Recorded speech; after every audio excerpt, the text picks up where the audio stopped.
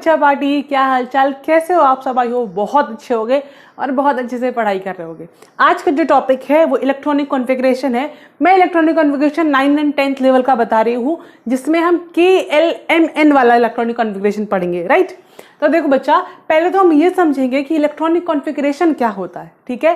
तो electronic configuration होता है defined arrangement of electrons in a shell. क्या होता है? Defined arrangement of electrons in a cell। कैसे? जैसे आपसे कोई पूछे आप कहाँ रहते हो, तो आप बोलोगे ना कि मैं इस सिटी के, इस मोहल्ले के, इस घर के, इस कमरे में बैठा मिलूंगा, राइट। तो आपने क्या बताया? उसको अपना एक पर्टिकुलर एड्रेस बताया कि आप उसे वहां मिलोगे। ऐसे ही इलेक्ट्रॉन्स को भी अपना एड्रेस बताना होता है कि वो इलेक्ट्रॉन कहाँ मिलने वाला है, राइट। तो जो हम गली मोहल्ला सिटी की बात कर रहे हैं उसका डिटेल हमको अभी नहीं पढ़ना है, वो हम 11th क्लास का है, उस तब पढ़ेंगे जाके, राइट। आज जो हमको पढ़ना है वो हमको ये पढ़ना है कि सेल्स में इलेक्ट्रॉन कहाँ होते हैं। अब आज का टॉपिक समझने के लिए हम कोरिलेट करेंगे सेल को एक रूम से, राइट। हम क्या कोरिलेट करेंगे? सेल को एक रूम से, और फिर ये सारी चीजें समझेंगे। क्लियर है? तो इलेक्ट्रॉनिक कॉन्फ़िगरेशन मतलब defined arrangement of electron in a shell. Arrangement electron का डिफाइन करते हैं। अब बेटा, किसी भी इलेक्ट्रॉन की पोजीशन को पता लगाने के लिए 3 रूल हैं। क्या रूल है? पहला रूल कहता है कि maximum number of electron in a particular shell is given by 2n²। ये बताता है कि आपके रूम में कितने लोग रह सकते हैं। Room is equal to shell and लोग इज इक्वल टू इलेक्ट्रॉन। ठीक है बच्चा, ये बात हम लेके चलेंगे। हम जो रूम लेके चलेंगे वो सेल है हमारा, और जो लोग लेके चलेंगे वो इलेक्ट्रॉन है हमारे। क्लियर है? तो अब मैं क्या कर रही हूं आपको, मैं 4 रूम के बारे में आपको बता रही हूं। Room number 1, room number 2, room number 3, room number 4। क्या है? 4 रूम है, 1 2 3 4। इन रूम्स को हमने नाम दिया है KLMN। 1 वाले रूम का नाम K, 2 का L, 3 का M, 4 का N। ये क्या है? सेल्स है, क्योंकि सेल्स क्या है? रूम है। ये क्या है? Number of shells. क्या ये बात क्लियर है? ठीक है। अब हमको ये पता करना है कि किस रूम में कितने लोग रह सकते हैं, क्योंकि कोई रूम छोटा होगा, कोई रूम बड़ा होगा, कैपेसिटी के अकॉर्डिंग हम उसमें ये देखेंगे। और उसको देखने के लिए रूल होता है 2n²। और यहां n क्या है? n है नंबर ऑफ सेल्स। n क्या है? Number of shells. अब मैं पूछूं, मुझे बता दो बच्चा, जो K रूम है या जो K सेल है उसमें कितने इलेक्ट्रॉन रह सकते हैं? तो कुछ नहीं करना है, 2n² रूल लगाना है। n क्या है? नंबर ऑफ सेल्स कितनी है? 1। तो 2 × 1² दैट मीन 1। आप बोलोगे K वाले रूम में सिर्फ 2 लोग रह सकते हैं, K वाली सेल में सिर्फ 2 इलेक्ट्रॉन रह सकते हैं मैक्सिमम, उससे ज्यादा तीसरा इलेक्ट्रॉन उसके पास नहीं आएगा। सिमिलरली 2n² करोगे तो 2 × n कितना है यहां पे? 2² दैट मीन कितना आएगा? 8। इसका निकालोगे 18, इसका निकालोगे 32।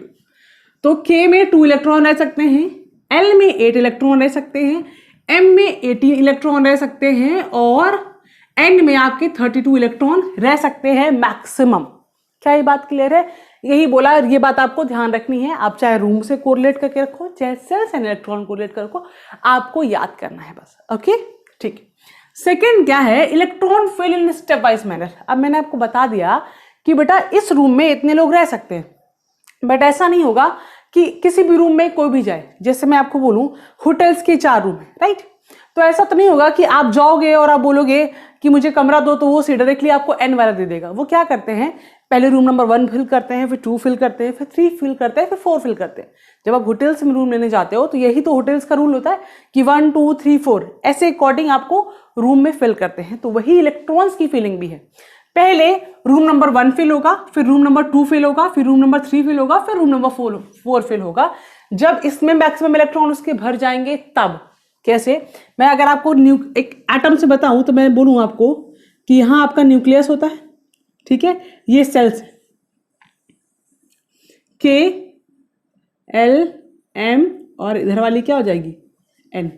पहले 2 इलेक्ट्रॉन इसमें जाएंगे, जब इसमें 2 इलेक्ट्रॉन फिल हो जाएंगे तब जो नेक्स्ट इलेक्ट्रॉन आएगा वो कहाँ जाएगा, एल में जाएगा।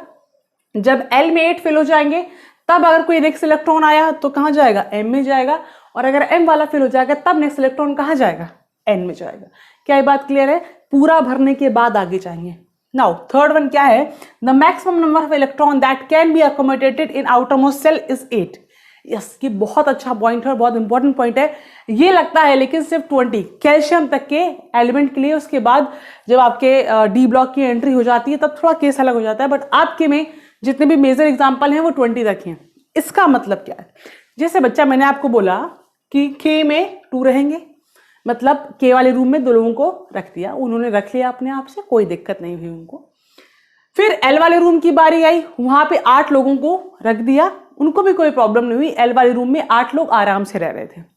लेकिन जब एम की बारी आई तो उसमें कैपेसिटी थी उस रूम में 80 लोगों को रखने की। बट जैसे ही 8 लोग आए उन्होंने बोला नहीं भाई, हमारे जो कॉर्नर्स थे फिल हो चुके हैं, सारे जगह स्पेस है, हमने अपने अकॉर्डिंग सेट हो गए हैं, अब आप 9वें इलेक्ट्रॉन को हमें नहीं दे सकते। भले ही आपकी कैपेसिटी जो है वो 18 इलेक्ट्रॉन की क्यों ना हो, 18 लोगों की क्यों ना हो, हम 8 से ज्यादा इलेक्ट्रॉन नहीं रखेंगे, हम 8 से ज्यादा लोग नहीं रहेंगे। अब अगली वाली सेल में भेजो, राइट, अगले वाला रूम खाली है, अब वहां भेजो, हम 8 से ज्यादा इलेक्ट्रॉन नहीं रखेंगे। वही ये रूल है, कैपेसिटी 18 की है, बट जो रूल कहता है वो कहता है कि 8 इलेक्ट्रॉन से ज्यादा नहीं रखे जाएंगे उसमें। क्या ये बात क्लियर है? अगर आपको तीनों रूल क्लियर है तो आप एक बार इसको नोट कर लो, इसका स्क्रीनशॉट ले लो। उसके बाद हम 1 से लेकर 20 तक के सारे एलिमेंट करेंगे एंड कुछ डी ब्लॉक के एलिमेंट जो कि आपको यहाँ थोड़ा एक हिंट देने के लिए समझा दूंगी। और आज का वीडियो बनाने का मेरा जो मेन मकसद है वो ये बताना भी है कि ज्यादातर बच्चों को जो डाउट आता है किसके ऊपर कितना चार्ज, जैसे मैं आपको बोलती हूँ कैल्शियम हमेशा 2+ में रहता है, मैग्नीशियम 2+ में रहता है, आयरन 2+, 3+ में रहता है, तो ये आपको कैसे पता चलेगा, इस बात को समझाने के लिए आज का ये लेक्चर है, राइट। तो जैसे जैसे हम एग्जाम्पल करते जाएंगे वो अपने आप क्लियर होता जाएगा, इसके ऊपर इतना चार्ज ही आता है। देन ठीक, तो 1 से लेके 20 एलिमेंट तक हम पहले अपना काम करेंगे, मेन काम हमारा वही है। और इसका इलेक्ट्रॉनिक कॉन्फ़िगरेशन करते टाइम हम ये भी समझेंगे कि क्यों इसके ऊपर उतना ही चार्ज आता है, राइट। तो देखो, सबसे पहले आपको KLMN याद रखना है, 2, 8, 18, 32। उसके बाद पहले K में जाएगा, फिर L में जाएगा, फिर M में जाएगा, फिर N में जाएगा। उसके बाद जो थर्ड रूल है कि मैक्सिमम 8 इलेक्ट्रॉन आ सकते हैं, उतने ही आएंगे, ठीक है। तो पहले बात करते हैं अपने हाइड्रोजन की। हाइड्रोजन में क्या करना है बेटा, अगर मैं K की बात करूं, मैं यहाँ पे लिखूंगी K, L, M और N, राइट। और उसी मैनर में इलेक्ट्रॉन फिल करूंगी ताकि आपको आसानी हो जाए। तो बेटा 1 में तो हाइड्रोजन में एक ही इलेक्ट्रॉन है। अच्छा, एक बात क्या आपको पता है कि ये एटॉमिक नंबर होते हैं जो नीचे लिखे हैं मैंने 1, 2 से लेके 20 तक, ये क्या होते हैं, एटॉमिक नंबर होते हैं। मैं इस पे रिप्रेजेंट कर देती हूँ, राइट। एटॉमिक नंबर आपको ये बताता है कि उसके पास कितने इलेक्ट्रॉन हैं और कितने प्रोटॉन हैं। जितना एटॉमिक नंबर होगा उसके पास उतने ही इलेक्ट्रॉन होंगे और उतने ही प्रोटॉन होंगे। और हमें यहाँ क्या करना है, इलेक्ट्रॉन्स को ही तो ही रिप्रेजेंट करना है। तो आपको एटॉमिक नंबर ऊपर जो लिखा होता है वो एटॉमिक मास होता है, आज हम उसकी बात नहीं करेंगे। हमें ये, अगर मुझे ये पता चल जाए कि इसका एटॉमिक नंबर 20 है तो मुझे पता चल जाएगा कि इसके पास इलेक्ट्रॉन 20 है एंड प्रोटॉन भी 20 है। काम आज हमारा इलेक्ट्रॉन का है, क्योंकि इलेक्ट्रॉनिक कॉन्फ़िगरेशन फिल करना है, इलेक्ट्रॉन का कॉन्फ़िगरेशन फिल करना है। क्या ये बात क्लियर है? तो आपको ये देख के पता चल जाएगा एटॉमिक नंबर कि इसमें कितने इलेक्ट्रॉन रखने हैं, राइट। और अगर ये सीरीज ना याद हो आपको 20 तक वाली भी, तो प्रोजेक्ट टेबल वाला वीडियो है, आप जाके देख लो, ये लर्न करना जरूरी है, राइट। 20 तक तो आपको पता ही होना चाहिए। तो क्या करना है बेटा, इसमें एक इलेक्ट्रॉन है, कोई प्रॉब्लम नहीं, पहला इलेक्ट्रॉन किस में जाएगा, K में। मैक्सिमम 2 जा सकते हैं, लेकिन उसके पास इलेक्ट्रॉन ही एक है तो एक ही तो जाएगा ना। मैक्सिमम की बात कर रही हूं मैं, मिनिमम तो कितना भी हो सकता है, जितने इलेक्ट्रॉन है उतना ही मिनिमम होगा। अब मैं बात करूं 2 की, तो K में 2 रह सकते हैं, मैंने रख दिए, कोई दिक्कत नहीं थी, बाकी सेल्स खाली हैं आगे वाली, कोई प्रॉब्लम नहीं। बात करते हैं बेटा लिथियम की। लिथियम में कितने इलेक्ट्रॉन रह सकते हैं, कितने इलेक्ट्रॉन है, 3। तो K में कितने रहेंगे, पहले 2, राइट। K में 2 इलेक्ट्रॉन की कैपेसिटी है, रख दिया। अब उसके बाद जो एक इलेक्ट्रॉन बचा वो कहां जाएगा, ऑब्वियस सी बात है बच्चा, L में जाएगा, गया L में। और MON इसका भी खाली है, कोई प्रॉब्लम नहीं है। आते हैं बेरिलियम पे, इलेक्ट्रॉनिक कॉन्फ़िगरेशन, इलेक्ट्रॉन जो है वो 4 है, राइट। तो अपने 2 इलेक्ट्रॉन तो पहले K में जाएंगे, गए K में। उसके बाद जो बचे हुए 2 इलेक्ट्रॉन है वो कहां जाएंगे, ऑब्वियस सी बात है 2 L में जाएंगे, क्योंकि L के पास जो कैपेसिटी है वो 8 इलेक्ट्रॉन रखने की है, क्या ये बात क्लियर है? ओके उसके बाद now come to this point, boron again 2 and कितने बचे 3, ये लो 3 डन। सिमिलरली 2 4 2 5 2 6 2 7 2 8, मैं अगेन के एम लिख दे रही हूं यहाँ पे KLMNN डन। यहां पे आपका 8 पूरा हो गया। अब आपको ये पता होना चाहिए, यही बात आपको बताएगी कि इसके ऊपर कितना चार्ज है, कि अगर किसी के आउटर मोस्ट सेल में, आउटर मोस्ट सेल मतलब जो बाहर वाली भरी हुई सेल है, जैसे यहाँ पे KLMN 4 सेल हैं, बट इसमें कौन सी भरी है, L फिल है, दैट मीन इसके लिए बाहर वाली सेल कौन सी हो गई L। अगर उसकी आउटर मोस्ट सेल में 8 इलेक्ट्रॉन आते हैं तो वो ऑक्टेट रूल को फॉलो करता है और वो स्टेबल होता है। दैट मीन हम बोलते हैं किसी के आउटर मोस्ट में अगर 8 इलेक्ट्रॉन है तो अपने आप को स्टेबल मानता है और चाहता है कि वो वैसा ही रहे, इसीलिए 8 वाली बात यहाँ पे ज्यादा प्रेफर की जाती है। Now come to this one 2, L में 8 रह सकते हैं, रहेंगे, उसके बाद अगर नेक्स्ट कोई 11वां इलेक्ट्रॉन आएगा तो कहां जाएगा बच्चा, अब की बार M में जाएगा। दैट मीन सोडियम में M वाली सेल इंट्रोड्यूस होती है। सिमिलरली 2 8 2 2 8 3 2 8 4 8 to 10 14 2 8 5 2 8 6 2 8 7 2 8 8, देखो इसमें 8 फिल, इसीलिए ऑर्गन क्या है, नोबल गैस है, रिएक्टिव नहीं होती है क्योंकि उसके 8 इलेक्ट्रॉन यहाँ पूरे हो गए, वो अपने आप में स्टेबल है। जिसके भी लास्ट में 8 इलेक्ट्रॉन आ जाएंगे वो स्टेबल हो जाती है, right. Now come to the potassium and calcium, यही तो बढ़िया बात है, यही जो थर्ड वाला रूल है वो समझाने वाले हैं। अब हमको क्या लगता है बच्चा कि भाई हमने ये KLMN राइट, 2 इलेक्ट्रॉन गए, ठीक है, L में 8 जाएंगे, ठीक है, अब बचे कितने हमारे 19, दैट मीन 9 इलेक्ट्रॉन बचे 8 to 10। अब आप बोलोगी मैम जो M की कैपेसिटी है वो तो आपकी 18 रखने की, आप यहां पे 9 रख दीजिए, खत्म हो जाएगा काम। लेकिन मैंने आपको क्या बोला, थर्ड वाला रूल क्या कहता है, जो मैक्सिमम इलेक्ट्रॉन आउटरमोस्ट सेल में आएंगे वो 8 ही रहेंगे।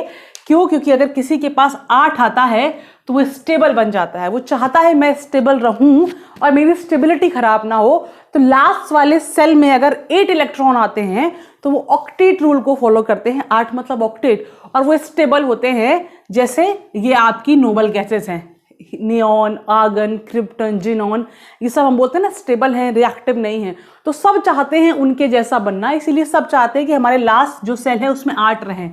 तो ये बोलेगा नहीं नहीं नहीं, मैं अपना नहीं रखूंगा, मैं तो अपने को आर्गन जैसा रखना चाहूंगा, मेरा पीछे का कॉन्फ़िगरेशन कैसा रहे, आर्गन जैसा। अब 1 इलेक्ट्रॉन जो आ रहा है वो भेजो अगली सेल में, मुझे उससे मतलब नहीं, राइट। सिमिलरली 2 8 8 to 10 कितने बचे, 10 बचे, तो 10 यहां रखोगे नहीं, क्या करोगे, यहां अपने 8 रखोगे एंड यहां रखोगे 2।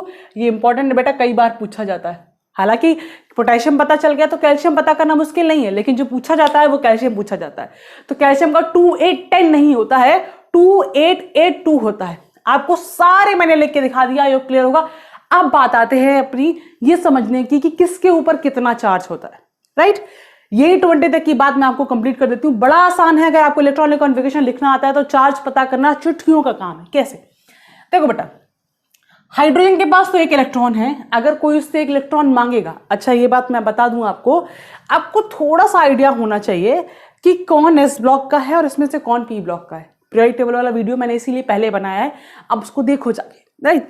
क्योंकि आपको पता होना चाहिए जो एस ब्लॉक वाले होते हैं वो मेटल्स होते हैं, वो इलेक्ट्रॉन्स देते हैं, और जो उधर पी ब्लॉक वाले होते हैं वो मोस्टली नॉन मेटल्स होते हैं, उनकी टेंडेंसी होती है इलेक्ट्रॉन्स देने की। उसमें भी कुछ मेटल्स होते हैं, जो आएंगे मैं बता दूंगी आपको, लेकिन फिलहाल बहुत सिंपल है यहाँ पे कैसे निकालेंगे। देखो बेटा, H के पास तो 1 इलेक्ट्रॉन है, वो अगर कोई उससे 1 इलेक्ट्रॉन मांगेगा तो वही 1 इलेक्ट्रॉन दे देगा, तो H के ऊपर हमेशा क्या आएगा, H positive. That helium noble gas है, लेन देन नहीं करती है, राइट। हीलियम नोबल गैस है, लेन देन नहीं करती है, और वैसे भी इसका K वाले इलेक्ट्रॉन में 2 फिल हैं, एक जो सेल थी उसके पास दोनों इलेक्ट्रॉन है, वो डिस्टर्ब नहीं करेगी अपने आप को, राइट। नाउ लिथियम के पास में K में 2 है और L में 1 है। अगर वो अपना एक इलेक्ट्रॉन दे दे तो हीलियम जैसा बन जाएगा। अगर वो अपना एक इलेक्ट्रॉन किसी को दे दे तो हीलियम जैसा बन जाएगा, और हर कोई चाहता है नोबल गैस जैसा बनना, तो स्टेबल हो जाएगा। तो लिथियम अपना यही एक इलेक्ट्रॉन देता है, और बेटा जब कोई इलेक्ट्रॉन देता है तो उसके ऊपर पॉजिटिव आता है, और जब कोई इलेक्ट्रॉन लेता है तो उसके ऊपर नेगेटिव आता है। कैसे याद रखोगे? देने वाला दाता हमेशा खुश रहता है, पॉजिटिव रहता है, और लेने वाला हमेशा ऋणी, दैट मीन निगेटिव रहता है। भिखारी होगा तो क्या होगा? निगेटिव रहता है। तो देने वाला दाता पॉजिटिव होता है। इसने अपना इलेक्ट्रॉन दिया तो लिथियम के ऊपर क्या आ जाएगा? लिथियम हो जाएगा +1, तभी मैं बोलती हूँ लिथियम के ऊपर +1 होगा। ठीक है, इसकी बात करोगे, अगर ये अपने 2 इलेक्ट्रॉन डोनेट करेगा तो इसके जैसा बन जाएगा। तो बेरिलियम के ऊपर कितना चार्ज होता है बेटा? इसीलिए मैं बोलती हूँ बेरिलियम के ऊपर हमेशा 2+ चार्ज होता है, क्योंकि एक इलेक्ट्रॉन देगा तो एक पॉजिटिव आएगा, 2 इलेक्ट्रॉन देगा तो 2 पॉजिटिव आएगा। ओके, बोरॉन के पास अब देखो बेटा, बोरॉन जनरली यही 3 इलेक्ट्रॉन देगा। कार्बन, अब एक बात सुनो, जब यहां वाली बात आ जाती है, चलो मान लिया 4 इलेक्ट्रॉन देगा, हो सकता है 4 इलेक्ट्रॉन ले भी, क्योंकि मैं क्या बोल रही हूं, बस पीछे वाले को देखना है। जैसे 2 पूरा हो गया, हीलियम जैसा हो गया, 2 पूरा हो जाएगा, हीलियम जैसा हो जाएगा। लेकिन अब एक बात सुनना, यहां तक का तो ठीक है, 4 का लेन देन हो जाएगा, कभी कार्बन को पॉजिटिव कभी कार्बन को नेगेटिव आ जाएगा, ये बात ठीक है। लेकिन जो चार्ज रहेगा वो कितना रहेगा? 4 रहेगा उसके ऊपर। अब एक बात सुनो बेटा, अगर मैं नाइट्रोजन की बात करूं तो किसी को 5 इलेक्ट्रॉन देना पॉसिबल है क्या? अमूमन तो नहीं। कोई अपने 5 इलेक्ट्रॉन क्यों दे देगा? वो ये भी तो कर सकता है कि किसी से 3 इलेक्ट्रॉन ले ले, वो ये भी तो कर सकता है किसी से 3 इलेक्ट्रॉन लेके अपने 8 पूरा कर ले। अगर 5 के पास 3 आ जाएंगे तो 8 पूरे हो जाएंगे, और 8 पूरे हो जाएंगे तो ये इसके जैसा बन जाएगा, नियॉन जैसा। उसे तो नोबल गैस बनना है, वो चाहे हीलियम जैसा बने चाहे नियॉन जैसा, उससे मतलब नहीं है, बस उसे नोबल गैस बनना है आसानी से।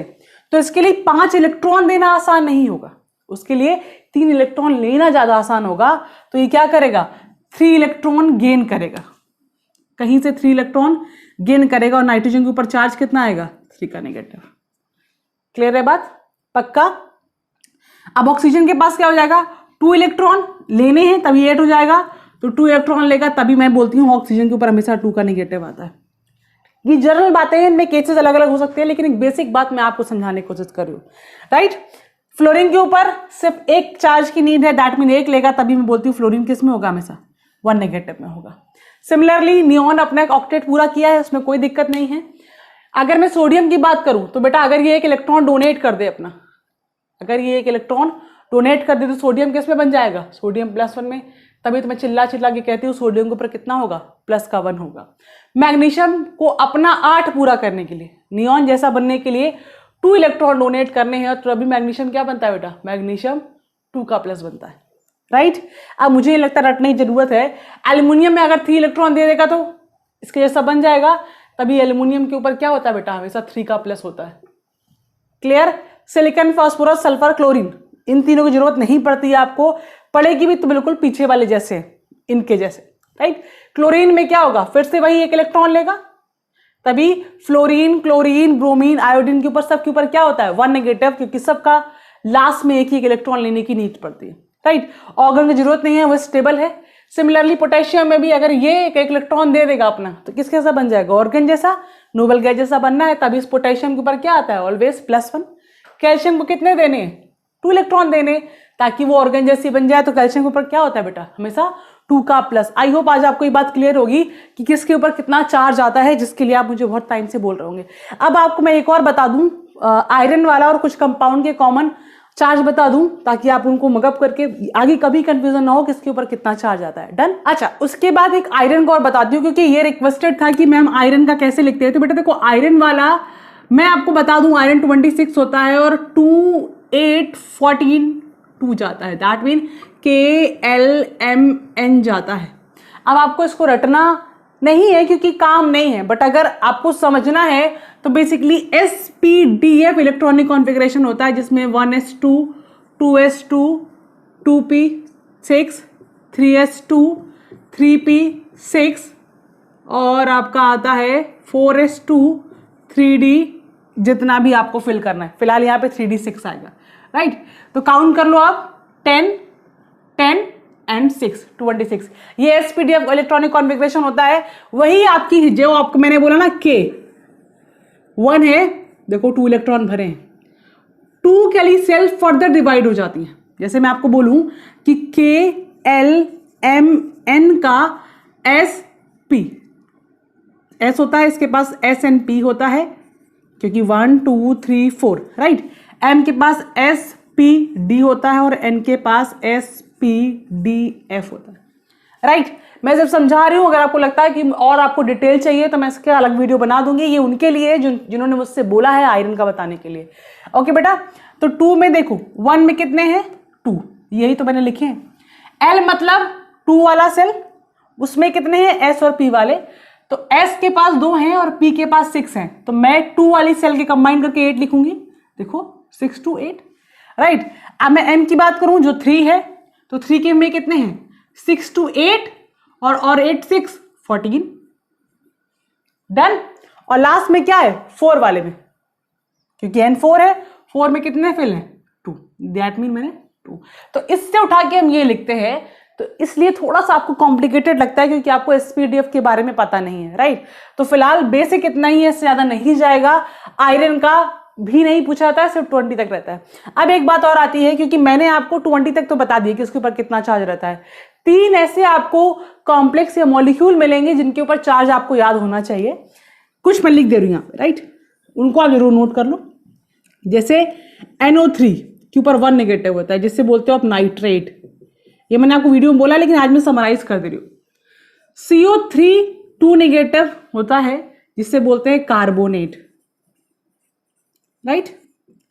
SO4 2 नेगेटिव होता है, ये आपको याद ही करना है, इनके ऊपर ये चार्ज होता है। ये आपको 11th क्लास में जब स्ट्रक्चर्स पढ़ोगे तब लॉजिक पता चलेगा, लेकिन आज हमारे लिए सिर्फ इतना इंपॉर्टेंट है कि हमें पता होना चाहिए इसके ऊपर इतना चार्ज है। जो 4-5 है मुझे लगता है याद हो जाएंगे आपको आराम से। ये होता है सल्फेट। OH के ऊपर 1 नेगेटिव होता है, जो होता है हाइड्रोक्साइड, राइट। इससे ज्यादा नहीं मिलेगा, बाकी तो मैंने आपको बता ही दिए हैं सारे। Nitrate NO3 1 negative, carbonate CO3 2 negative, SO4 2 negative, OH 1 negative. अब इनको बैलेंस करने के लिए जो आएगा वो उतने ही पॉजिटिव आएंगे, ये बात मैं बहुत बार बता चुकी हूँ, तो इनको और नोट कर लीजिए। आई होप आज के बाद आपको ये डाउट नहीं रहेगा जब मैं ये बोलूंगी कि इनके चार्ज देखते हुए कैसे चला दो, तो आप आराम से चला लोगे। लेकिन फिर भी इस वीडियो में कोई डाउट रहा हो तो प्लीज मुझे कमेंट बताओ। अगर लगता है कि वीडियो यूजफुल है तो अपने फ्रेंड्स के साथ जरूर शेयर करो, कि कहीं ना कहीं हर बच्चे के पास ये डाउट जरूर आता है। और शेयर करो, वीडियो को लाइक करो, सब्सक्राइब करो, ताकि अगले और ऐसे ही छोटे छोटे अच्छे टॉपिक्स में आपको वीडियो बनाती रहूं, रिक्वेस्टेड वीडियो बनाती रहूं, राइट। तब तक पढ़ाई करो, मस्त रहो, बाय बाय।